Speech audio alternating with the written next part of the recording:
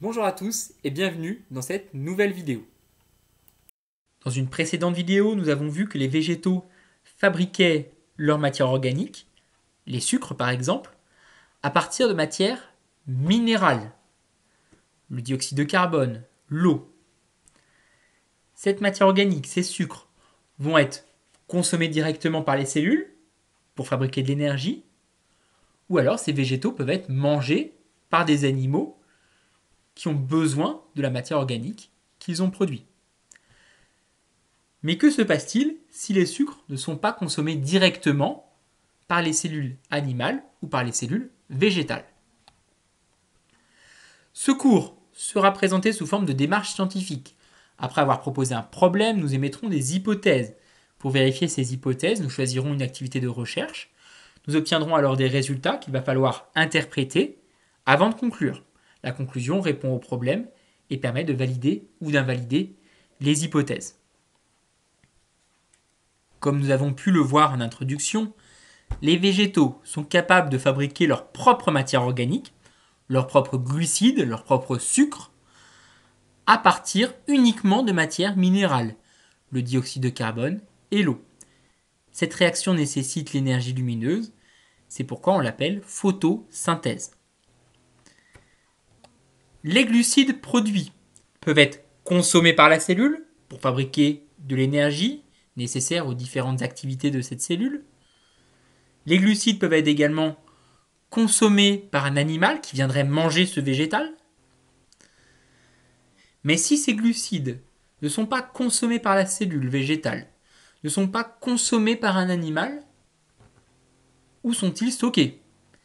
De même, si ces glucides sont mangés par un animal, mais que cet animal n'utilise pas tout de suite les glucides, où sont-ils stockés? Bref, nous allons poser le problème suivant. Où sont stockés les glucides non utilisés chez les animaux et chez les végétaux? Nous proposons les hypothèses suivantes. Hypothèse 1. Le glucose est stocké dans les organes de réserve, les pommes de terre par exemple. Le glucose, c'est un type de glucide. Hypothèse 2. Le glucose est stocké dans le foie, qui est un organe présent chez les animaux. Pour vérifier cela, nous allons réaliser différentes observations.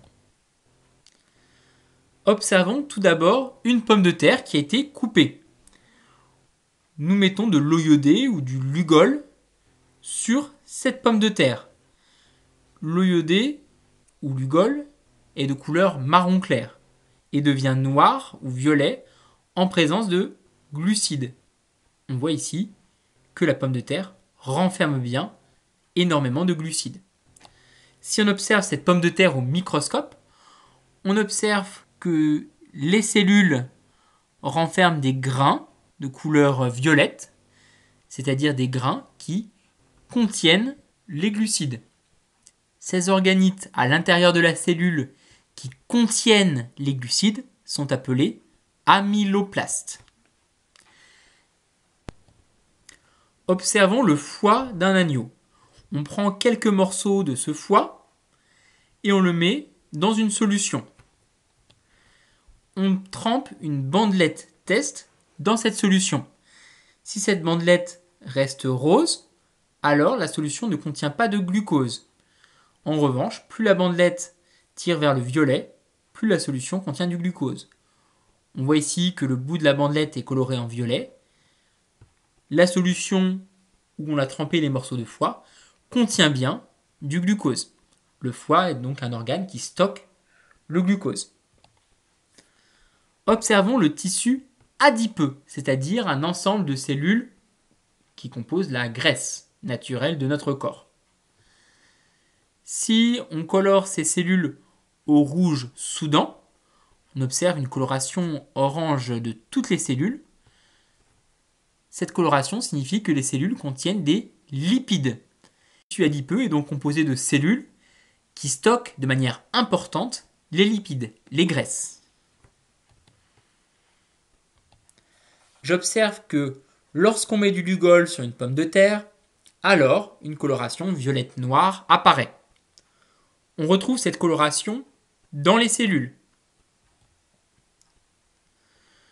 J'en déduis que les pommes de terre sont des organes de réserve où les glucides sont stockés dans les amyloplastes, les organites à l'intérieur de ces cellules particulières. J'observe qu'une bandelette test se colore en violet lorsqu'elle est au contact du foie. J'en déduis que le foie stocke les glucides, le glucose par exemple. J'observe que le rouge soudan colore les tissus adipeux. J'en déduis que les tissus adipeux, c'est-à-dire les ensembles de cellules graisseuses, stockent les lipides, les graisses. Les animaux et les végétaux possèdent des organes et des tissus, c'est-à-dire un ensemble de cellules, dans lesquels la matière organique, les glucides, les lipides, est stockée pour être utilisée plus tard. Le tubercule de pomme de terre, par exemple, est un organe de stockage. Le foie stocke les glucides chez les animaux, le tissu adipeux stocke les lipides, les graisses. Les hypothèses sont donc validées. Ce cours nous a permis de voir où étaient stockés les glucides et les lipides qui proviennent de la photosynthèse ou de l'alimentation et qui ne sont pas utilisés immédiatement.